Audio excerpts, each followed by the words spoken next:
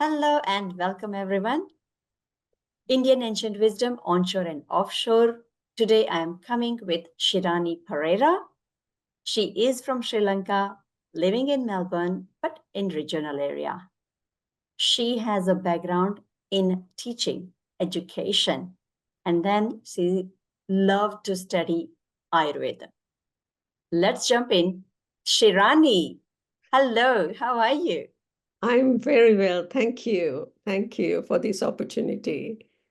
No problem. It's always welcome. And I would love to ask on behalf of our audience, you have studied and even being a teacher, you have lots of students and you are in a teaching field.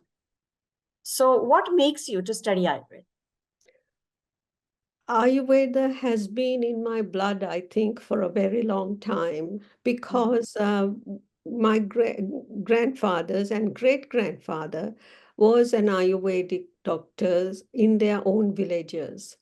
As a child, when we go for holidays to the grandparents' house, I could see people coming to the house. He had a home clinic, and he would be pounding, grinding, and then when he has time, he goes out to the garden and he smells herbs. And I was used to wonder what is he doing. When I went back home after the holidays, I used to have a grinding stone. I used to take all sorts of herbs from my garden, grind Mm. it, add turmeric. I don't know where I got this idea from. And then I tried it on my dogs. When the dog got itchy skin, I would grind the herbs, put turmeric, coconut oil, and rub it. And the dog would lick it. And my sisters and brother would say, "You're trying to kill the dog." I said, "No, no, no. Listen, it's going to heal him." And the dog would relax. So it was it was, I think, an Mm. influence from an older generation to see how healing took place. And the people who came and who got healed, I don't know how many Westerners know about the betel leaf. They Yes. bring a handful of betel leaves and say, "Thank you, doctor, for curing me." To me, it was really, really impressionable at that stage. And I wanted to follow in that line. Somehow, inside me, I felt like I had a calling and I wanted to do that. Yes, Right. So you studied advanced diploma in Ayurvedic medicine, that's right. and it's in Melbourne, right? No, it is in Brisbane. It's the Australian Ayurvedic Studies, Institute of Okay. Ayurvedic Studies. Right, right, Yes, right. yeah. Um, So, to get registration to practice in Australia, even though I went to India and I did a sort of a mini course and mhm, came back, I understood that I could not practice just in case something happened to a client that I mm, be held responsible without proper qualification or registration. So then I registered with the Australasian, they call themselves, yeah, Institute of Ayurvedic Studies, and mhm, it's a registered institute and it is mhm, one of the most recognized, or the only, that's what they tell us, it's the only yeah, recognized college. So yes, that is why I went on to study. Yes. right. So, and so, what do you have found during your journey? Like, lots of people are coming from India with the bachelor degree, and you have your advanced diploma degree. So, what is the main difference you have found? I find, well, for one thing is we are being called practitioners. We cannot use the title doctor.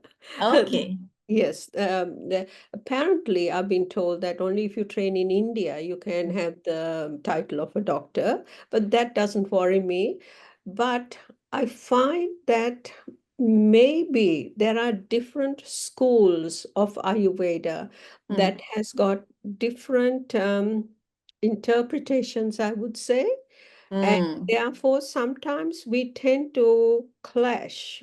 with our thinking, because I would say, oh, that is what I have been taught, and this is what I have read in a book. And then I go to a lecture from a doctor in India, and then there is a slight conflict. So that is a bit of a difference that I see. But however, we all have a basic understanding, a basic foundation of our passion is to heal.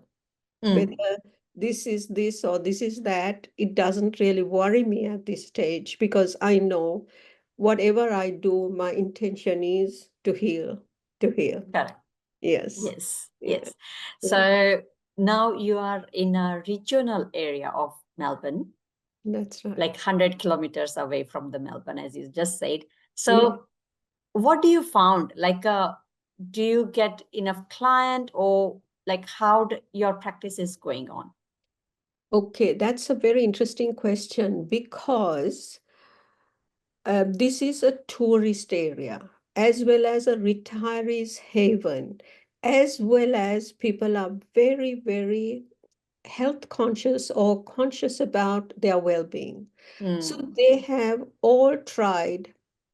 I get a range, but mainly I have got retirees. They are my main group of clients who have who have got multiple issues. They've done operations, they have taken medications, they have visited the best specialists, spending lots of money because they are retired. They have the money, so they go and spend it with a specialist all over in Melbourne. Then they come to me, and I'm just tweaking their diet, lifestyle. And in a couple of weeks' time, they tell me, I see results. I feel good. And I'm telling them, come back, let's follow on from where we stopped, and let's start to make yourself even better. And I want to place your health in your hands. You're going to be responsible to look after yourself. So mainly retirees, but I also have another younger generation.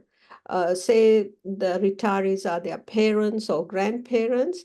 They pass the word, like they say, oh, my daughter has this issue. Can you please see her? And the word is getting out. However, the problem is they all have private health cover. But Ayurveda does not get a rebate. So uh, some of them, even though they have the money, because they're not getting anything back, they seem to be a little bit reluctant to buy all the medications or come up for a follow-up, or they'd prefer to call me and ask me, can I talk to you? But because my intention is to heal, I don't mind. I say, okay, call me and I will talk with you. So that is a bit of a challenge at the moment. And I'm hoping that Ayurveda will get so big that we become one big loud voice, and we become recognized as not an alternative medicine, but medicine that will heal people. That's my wish. Yes. Yeah. Right. So, in your understanding, whatever you have learned here in Brisbane or in a school, as an Ayurved practitioner, I would say, because you Mhm. are practicing Ayurved. Mhm. So, what one thing you can say that affect more to get relief in patients? What effect I have to heal patients? I find many layers of it. The most effective part has been uh, people who have not understood that they have to have a balanced diet that is compatible with their body type. Once you teach them how to prepare a meal that is compatible with them, instead of you eating the same kind of food at different times or skipping meals and so forth, I find especially people who have gut issues, I find that can get resolved very, very quickly. The second one that I find, even though you asked me what is the most, the second one I find is that the younger generation I talked to you about, who Mhm. are stressed and full of anxiety, I find that Ayurveda body works, the massages that I do, is really, really fantastic. They fall asleep, they snore on the bed, and then they tell me it is the first time I felt so relaxed. Yeah. So Yeah. these coupled with other treatments that we do, these are the most effective, I find, that when people start to begin to feel good, then there is that trust element coming out from them towards you as well, to think, this is not a joke, this is not an experiment, this is for real. She can heal. Mm. Yes. So that is what I have found. Right. So, in your understanding, like diet and lifestyle is uh, really much more impact uh, for healing. Mhm. So, and I know you are a very good cook and would love to cook different dishes. And you are, I think, running a cooking workshops as well. Yeah. So, what is the main idea behind starting and running a cooking workshops? The main idea is that I want people to experience the natural foods that we grow in our garden. Mhm. I want them to learn how to cook it rather than thinking this would be nice in a salad. So I'll just throw it in and put a little bit of dressing and eat it. I'm saying, no, let's have a look to see, can we cook it, and is it compatible with me? So, and also I a lot of them, as I said, retired or young people who have children at school, they're rushing around. So I try to balance it. I don't want, maybe when you're retired, you just don't want to spend so much time in the kitchen. And as a Yes. mom, you're rushing, you don't want to come quickly and make a meal and think it's nourishing. So, Yeah. what my aim is to make it quick, easy, but nourishing for them and for the Mm. whole family as well, without having to cook one for dad, one for mom, one for the kids, so that it's one meal that will cover all aspects. And that is my intention, to say, look, these are different names, titles we give, but forget about all that. You can have a good breakfast, a good lunch, and a good dinner, and you don't have to spend much. You don't have to spend much time, because if you eat according to Ayurveda, you won't have to spend big money because it is not as expensive. You can grow a few herbs in our garden. All the lentils and rices, they are not that expensive.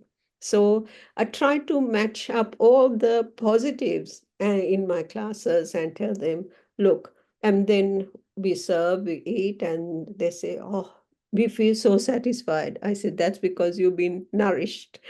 Ah, so nice theory that you feel nourished because you are satisfied. And as we just talked before in this podcast, that your uh, business name is also Santosha.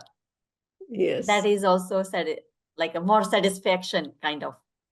true, So true. why you choose that name? Um, for many reasons. I'm by nature a very quiet person, Wow. and also I find that the quietness in me has given me time to go deeper into myself. Secondly, I live in a very quiet area. There is no rush. And I feel that when people enter this place, that suddenly that excitement dies down. They are very calm and looking around at the trees, listening to the birds, and so forth. Also, I find that in each person's life, if you cultivate a quietness within yourself, that no matter what happens in the outside world, it doesn't worry you, doesn't shake you. And that is a very strong feeling that I have, so that people will learn to understand not to be rushing to cook, rushing to work, rushing to do this or rushing to do that. Let's be happy with ourselves and our life and what we've got, And that's what I like about that statement that I have chosen. Yeah. Right. And I have seen like you are making some different type of spices at Santhosa Ayurvedic Healing. Yeah. You are making some wonderful organic ghee and some Ayurvedic spice mix for winter and summer. Mm-hmm. What is the key idea behind it? What makes you to make it? Mm-hmm. The key idea behind that is a normal recipe. People will look at a normal recipe. Say, for instance, they are wanting to cook a dal curry, and they cook it, and they come and taste my curry, and they say there's a big difference in the curry. And then I said, did you use some spices? Did you use curry leaves? Did you put a little bit of the winter or the summer spice mix? They said, no, we just boiled it, put turmeric, salt, and thought that was done. So the reason behind it is, I think, uh, some people need to understand that it is the spices that gives the medicinal value as well as the taste to our Mm. food, or Ayurveda food, or Sri Lankan or Indian food, that we don't have to be opening cans of sauces or bottles of liquid to put to make it tasty. Just the simplest ingredients that we use, like onion, ginger, garlic, and you saute them, it gives the flavor, and it makes people want to eat that kind of food, because the aroma that they get is very tempting. So Yeah, yes, yeah, so that is the reason. And especially if you're sauteing anything with ghee, or and putting a little bit of mustard seed, the whole kitchen is divine. So yes. I also feel the same, especially when I used to run a cooking workshop, Ayurvedic cooking workshop. So homesaver come and we make simple khichdi, yes, and they said, "Oh, your khichdi is completely different. Your semolina halwa is different. This is very satisfying. Like yeah, we never had this type of dessert." So yeah, I can completely agree with you that the aroma of the yeah, spices is completely nurturing, and yeah, people love it. So yeah. when you are talking about the saute, onion and garlic, so Mhm. would you prefer onion and garlic into your food, or like there is a big debate on these two ingredients. So Mhm. what do you want to say about it? I too have been questioning myself about onion and garlic, and I do have friends who I don't know. Even when we had the Sri Lankan restaurant, when I took an order, they said make sure you don't add garlic and garlic and onion. I was wondering why. I asked one person, and he said that garlic disturbs the quietness. It creates unnatural vibrations. That was his explanation, and that's why he didn't want to eat. I kind of feel, I used to always tell them, you're coming to a Sri Lankan restaurant and telling me not to use onion and garlic. What can I make for you then? What can I put in there instead? However, it's I see the medicinal value in garlic, and therefore I'm reluctant to take it out of my cooking, or not be able to say to somebody, please don't use garlic anymore. And onion, raw onion is more damaging than cooked onion. So cooked onion has got its benefits as well. So at the moment, I'm still wondering how not to cook with it, but what am I going to do without it? And there are benefits, and I want to highlight more the benefits than the negative effect that the debates are sort of opening up. Yeah. Right. Because while we were talking, I was just looking at what Ashtangridaya, Vagbhatta has said in Ashtangridaya about the onion, we call it Mhm. palandu in Yeah. Sanskrit, and garlic like a rason. So it says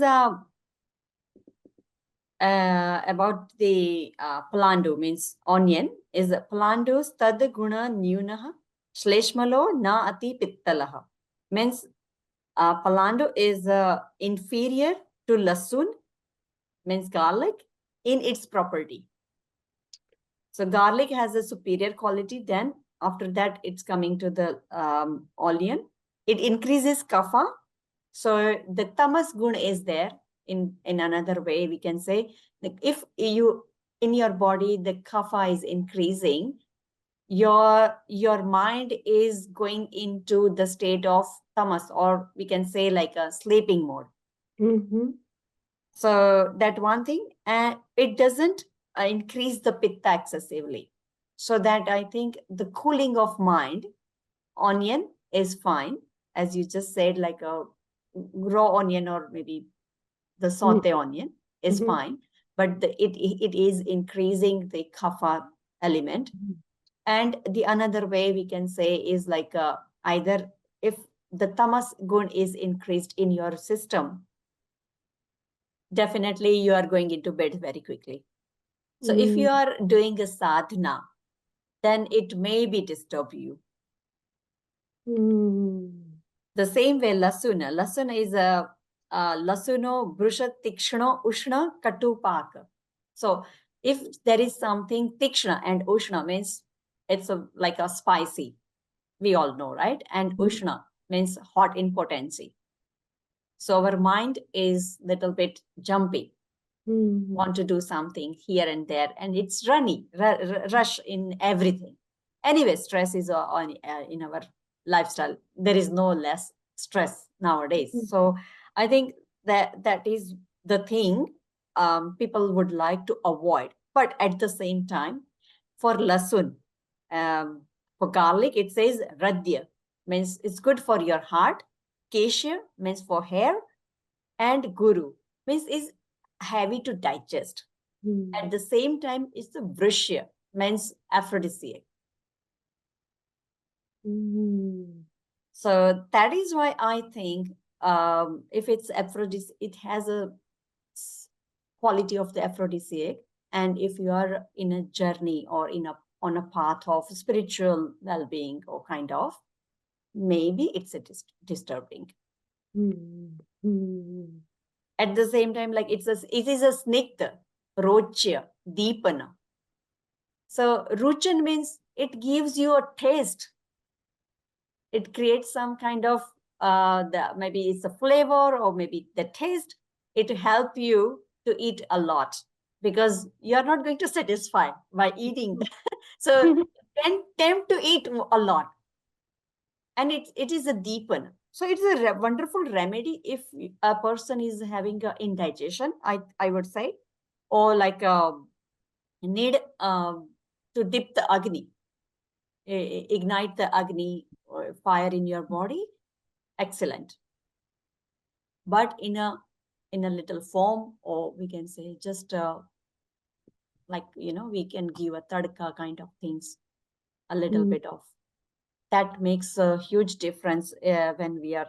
And there are a lot other things are mentioning that it is useful to joint the fractured bone, and also gives a strength to the body, vitality, vitiates rakta as well as pitta dosha.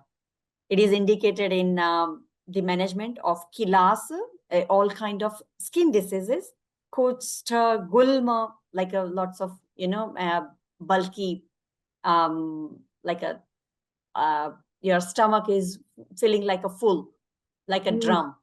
That type of problems. Arsha means the piles. Meha, yani diabetes. Krimi, like a worms. Kapha, vata, that type of things. Runny nose. Swasa, like a breathlessness. asthma, and it's a rasayana. So it has wonderful. I am always a big fan of this kind of classical notes, and Mhm. I always prefer that why this is happening in our surroundings, why people are not using it, and why it's a debatable issues. Mhm. So this is just my understanding that we should eat, but we should know where we are falling, and if Mhm. it you are on a path of spiritual journey, should avoid. Nowadays, people are feeling that Ayurveda gives a really slow effect. Mhm. What do you think? Do you have that type of experiences? Yes.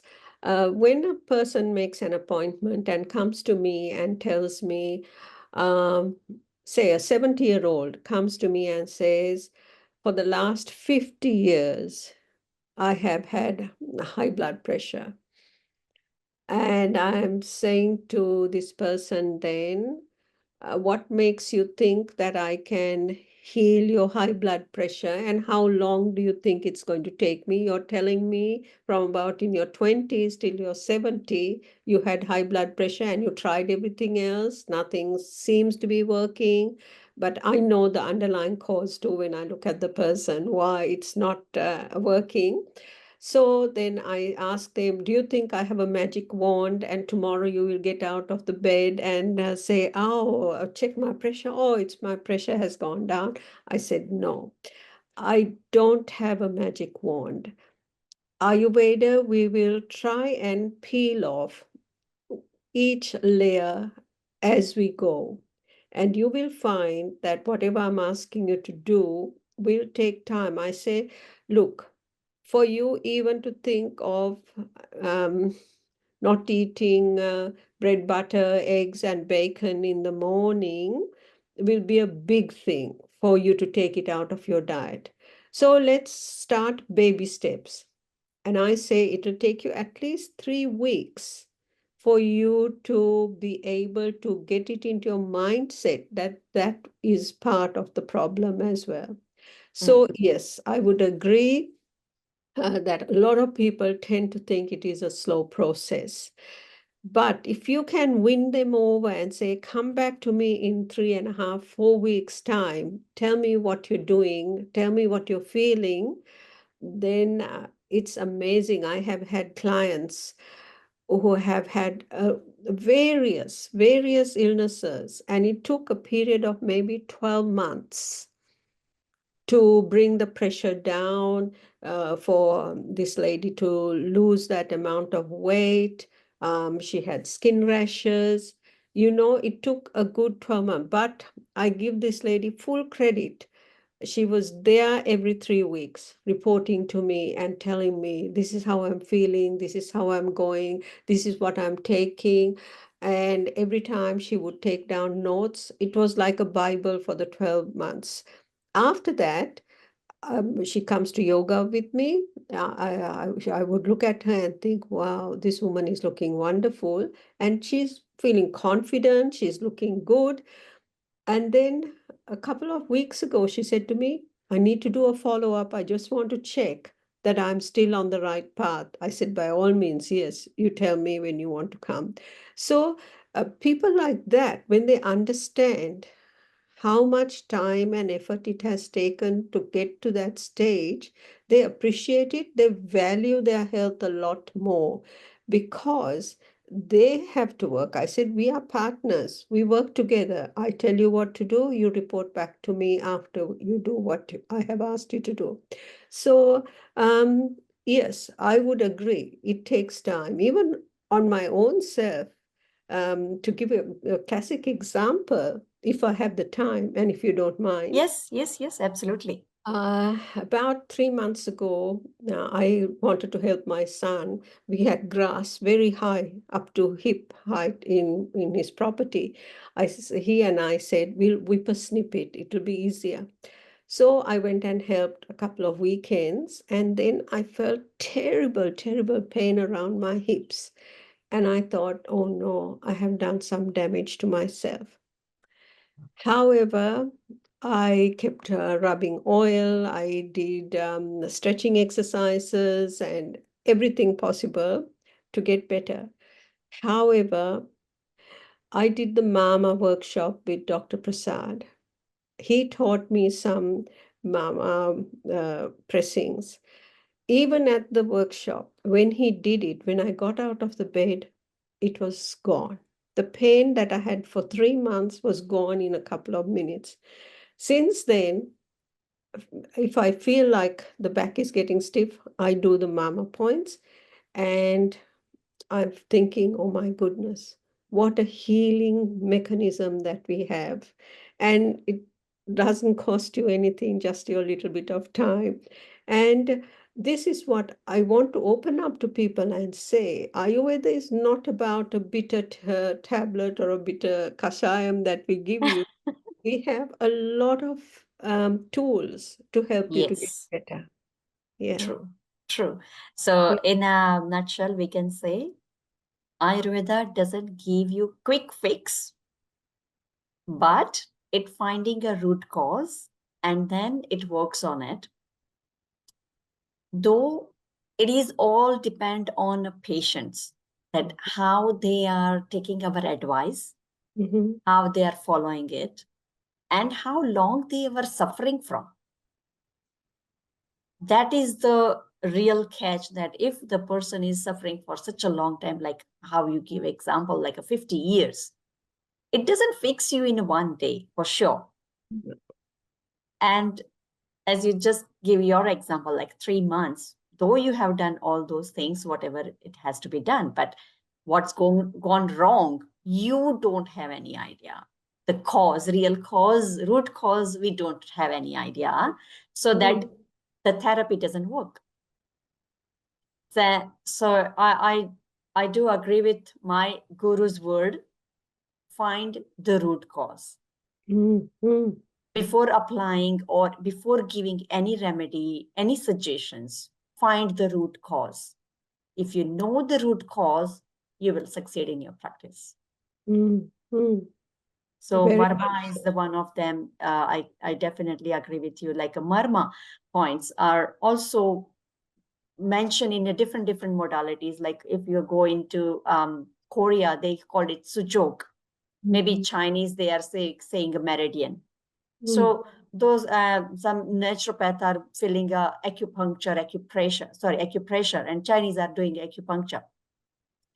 So different modalities, they all have different aspects of understanding of these all things.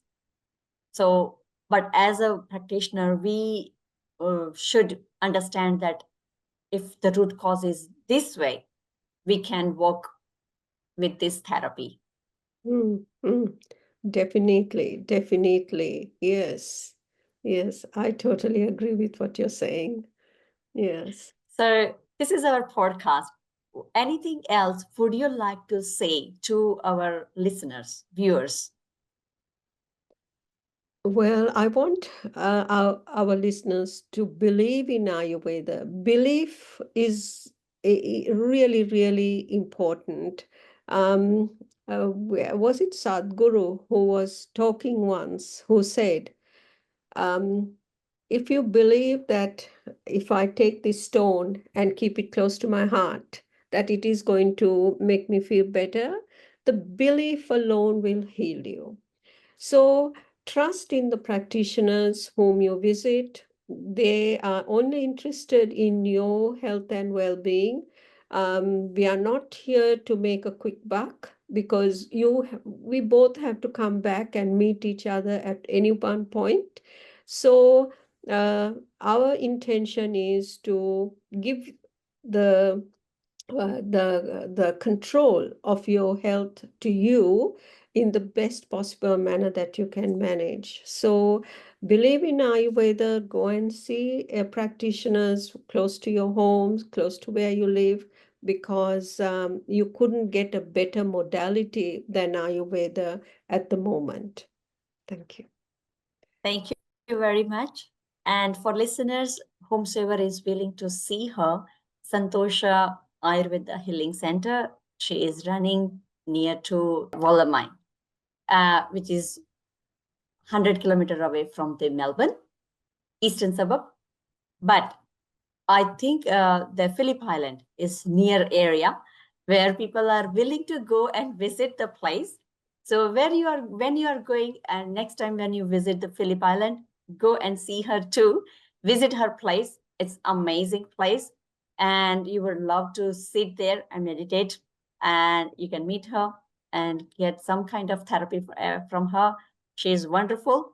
Whenever you willing to go, I give all the details under this video so that you can meet her whenever it's possible. Thank you very much. Have a wonderful day. Thank Namaste. you. Namaste.